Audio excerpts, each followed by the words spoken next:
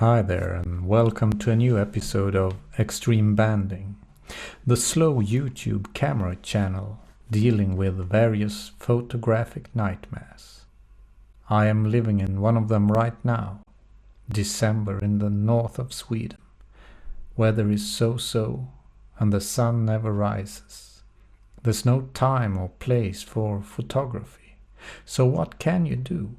Think about which all-mechanical rangefinder camera with a cost below 1,000 euros you would like to use for the rest of your life, perhaps. There were a lot of other Japanese camera manufacturers who made cameras for Leica thread mount other than Canon. For example, Minolta made some cameras. They are a bit hard to find, however. And this one is a Tanack V3, a quite rare camera, released in 1959. I think one of the last cameras Tanack made. They started out like all of the others, Leotax and others, by doing ordinary Leica copies. But gradually they evolved, and this was sort of the pinnacle of the Tanack camera production. The Tanack V3 then. It feels like a camera that lies in between the Canon L1 and the Canon P in development. It has a 1:1 viewfinder with 50mm frame lines that are not parallax corrected. It has a wider base than the Canon P at 50mm. It has a slow speed dial here. It has a shutter speed selector that is of older style than both the Canon L1 and the Canon P. It rotates when you wind the shutter, and you can't really set shutter times without winding the shutter first. Maybe it's like the Soviet cameras with slow speeds, that there's a risk of harming the shutter if you change your time before winding the shutter. I haven't tried, so I don't know really.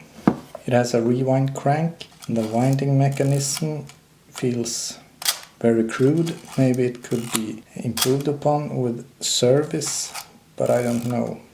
It's not of the quality of the Canon. It has a rewind crank here, but not, it's just added on the camera. If you compare to the Canon P here, you see they are almost the same size. The Tanaka is a little bit smaller, a little bit lighter, but not much, maybe by 20 grams. Still a camera that's more or less in the 550 gram category. So you see the Canon, they have this rewind crank. They have this this whole series of cameras.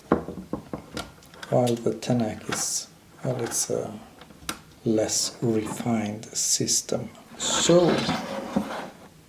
the Tanack V3, interesting thing with this wider base, could have been something to build upon. Pretty nice looking camera, but build quality is clearly lower, and since it is so rare, I think it's more of a collector's item. If you are looking for a rangefinder camera with a 1:1 viewfinder and a wider base length than a modern Leica M, the Tanack V3 could be an option. You get good ergonomics and full compatibility with Leica screw mount lenses.